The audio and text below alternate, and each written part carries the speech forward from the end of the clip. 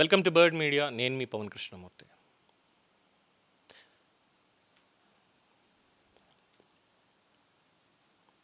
ఈ మౌనం ఎందుకు అంటారా? ఒకసారి వీడియోలు చూడండి.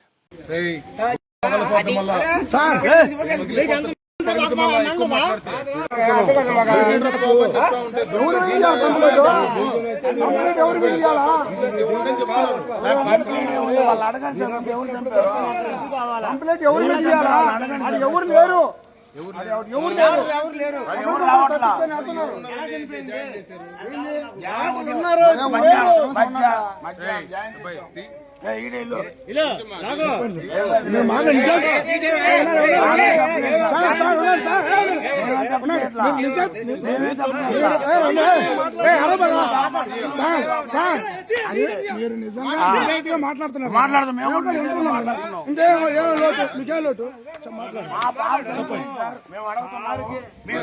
దర్యాప్తు చేస్తారా? అడిగే హక్కు నీకు నువ్వు ఇస్తే ఎఫ్ఐఆర్ కట్టి కోర్టులో కేసులు రావాలా? పాపను తీసుకొస్తాం. చనిపోయిన పాప పాప ఏడుందని అడిగా సార్, పాపను తీసుకునే వస్తాం.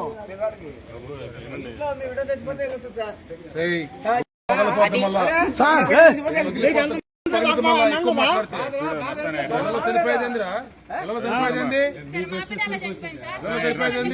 వాళ్ళని అడగండి సార్. ఫస్ట్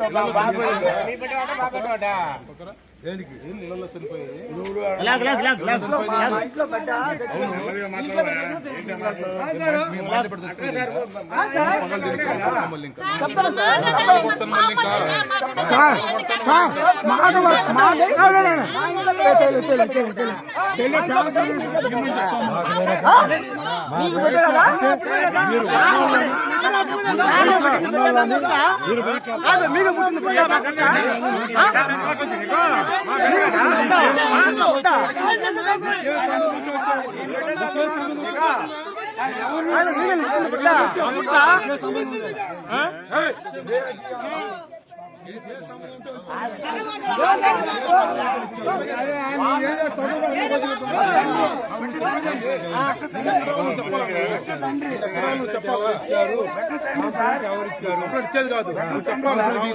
చెప్పాలా? నా బిడ్డ నాకు వస్తుందా? ఒకరంతా చనిపోయే నాయన. ఇది గవర్నమెంట్ హాస్పిటల్.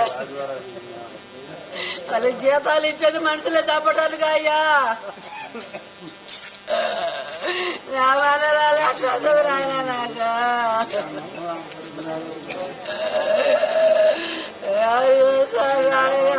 చూసారుగా ఈ వీడియోలు చూసిన తర్వాత నేను కూడా ముందు ఎలా అయితే సైలెంట్గా మౌనంగా ఉన్నానో ఆ ఫ్యూ సెకండ్స్ అలాగా సిచ్యువేషన్ అదే. ఫస్ట్ బాధ అనిపించింది, ఆ తర్వాత చూస్తే ఆవేశం వచ్చింది, తర్వాత కోపం వచ్చింది. ఇప్పుడు ఇక్కడ ఎవరిని ప్రశ్నించాలి, ఎవరికి ఇక్కడ సలహాలు సూచనలు ఇవ్వాలి? ఎందుకంటే ఆసుపత్రి అంటే ప్రాణాలు కాపాడే దేవాలయం. కానీ అదే ఆసుపత్రిలో సరైన సమయంలో వైద్యం అందక ఒక్క ప్రాణం పోతే ఆ బాధ్యత ఎవరిది? ఈ సంఘటన నెల్లూరు ప్రభుత్వ పెద్ద ఆసుపత్రిలో జరిగింది. తేజస్విని అనేటువంటి ఒక అమ్మాయి మృతి చెందినటువంటి ఘటన ఇప్పుడు ఎన్నో ప్రశ్నలను లేవనెత్తుతోంది. ఇక్కడ ఒక యువతి ప్రాణం కోల్పోయింది, ఒక కుటుంబం కన్నీటిలో మునిగిపోయింది. కానీ ఈ ఘటన వెనుక ఉన్న వ్యవస్థ లోపాల మీద సమాధానం చెప్పాల్సిన అవసరం కూడా ఉంది. ఆ వ్యవస్థ ఏది? ఆరోగ్య వ్యవస్థ పూర్తి ప్రభుత్వం. ఎవరు చెప్పాలి సమాధానం? పేదవాడు అనారోగ్యం పాలైతే ఫస్ట్ చూసేది ప్రభుత్వ ఆసుపత్రి వైపే. ఎందుకంటే కార్పొరేట్ ఆసుపత్రులు బిల్లులు అతను మొత్తం సేవింగ్స్ అన్నీ కూడా ఊడ్చిపడేస్తాయి, జీవితాన్ని చిన్న భిన్నం చేసేస్తాయి. అందుకే ఇక్కడ ప్రభుత్వ ఆసుపత్రుల మీద సామాన్యులకి ఒక నమ్మకం, ఇక్కడ మన ప్రాణానికి విలువ ఉంటుంది అనే ఒక ఆశ.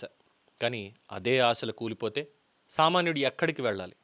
ఇక్కడే అసలు ప్రశ్నలు వస్తున్నాయి. ఈ డాక్టర్లందరికీ కూడా జీతాలు ఏమైనా తక్కువ ఉన్నాయా? లక్షలకి లక్షల జీతాలు కదా ఈ వ్యవస్థలు ఉండేటువంటి వాళ్ళకి. మరి ప్రజల కోసం పనిచేయాల్సినటువంటి బాధ్యత వీళ్ళకి లేదా? ప్రభుత్వ అధ్యాపకుడు, ప్రభుత్వ వైద్యుడు, మొత్తం ప్రభుత్వానికి పనిచేసే వాళ్ళు, జీతాలు తీసుకుంటున్న వాళ్ళు, వీళ్ళకి పనిచేయాల్సినటువంటి బాధ్యత లేదా? ఒక ప్రభుత్వ ఆసుపత్రిలో 24 గంటల అత్యవసర వైద్య సేవలు అందుబాటులో ఉంటున్నాయా? సెలవు రోజైనా, ఆదివారం అయినా అనారోగ్యం సెలవు తీసుకోదు కదా. మరి వైద్య వ్యవస్థ ఎందుకు దానికి సిద్ధంగా ఉండట్లేదు?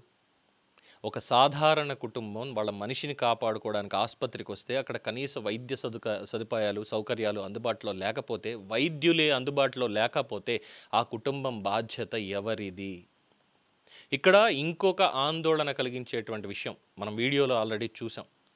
బాధలో ఉన్న కుటుంబానికి ధైర్యం చెప్పాల్సిన సమయంలో ఆ పోలీసుల నుంచి వచ్చినటువంటి బెదిరింపులు.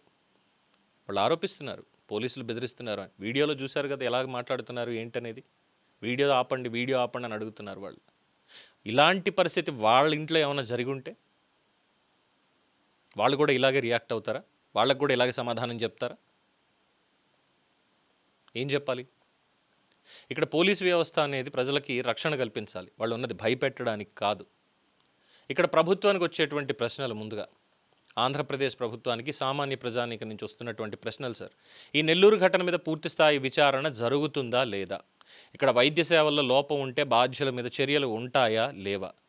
రాష్ట్రంలో అన్ని ప్రభుత్వ ఆసుపత్రుల్లో ఎమర్జెన్సీ సేవల పరిస్థితిని మీరు సమీక్షిస్తారా సమీక్షించరా? దానికి సంబంధించిన సమాధానాలు ప్రజల ముందు ఉంచుతారా ఉంచరా?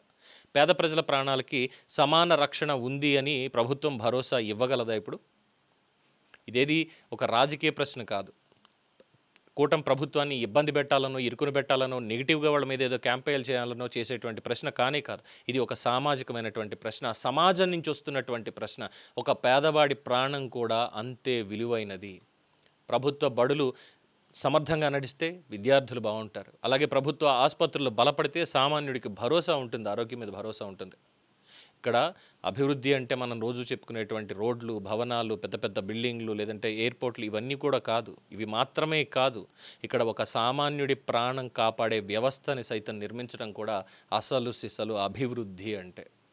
మరి కూటమి ప్రభుత్వం దీని మీద ఏ చర్యలు చేపడుతుంది? అలాగే మంత్రి సత్యకుమార్ గారు వైద్య ఆరోగ్య శాఖ మంత్రి ఎన్నో పనులు చేస్తున్నారు. ప్రతి చోట కూడా చాలా క్వాలిటీ వైద్యం అనేది అందాలి ప్రజలకి అని చెప్పి తాపత్రయపడుతున్నారు. కానీ ఎక్కడొక్కడ ఇవే జరుగుతున్నాయంటే లోపం ఎక్కడుంది అని నిర్ధారించడం, దాన్ని నిర్మూలించడం కూడా మీ బాధ్యతే కదా సార్.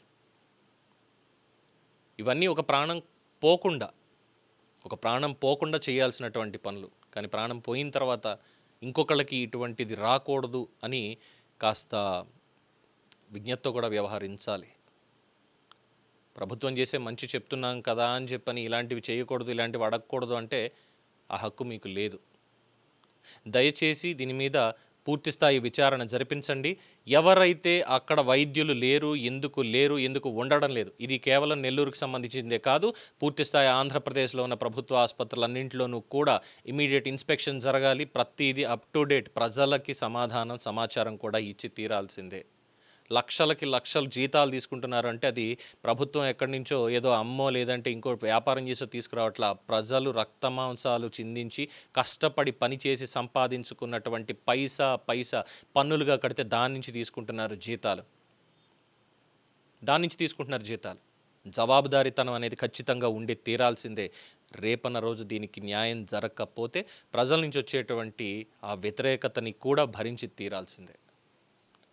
దీని మీద మీ అభిప్రాయం తెలియచేయండి. చూస్తూనే ఉండండి ది బర్డ్ మీడియా. ఈ వీడియో మీకు నచ్చినట్లయితే లైక్ చేయండి, షేర్ చేయండి, సబ్స్క్రైబ్ చేయండి. మరిన్ని అప్డేట్ల కోసం మా వాట్సాప్ ఛానల్ను ఫాలో చేయండి.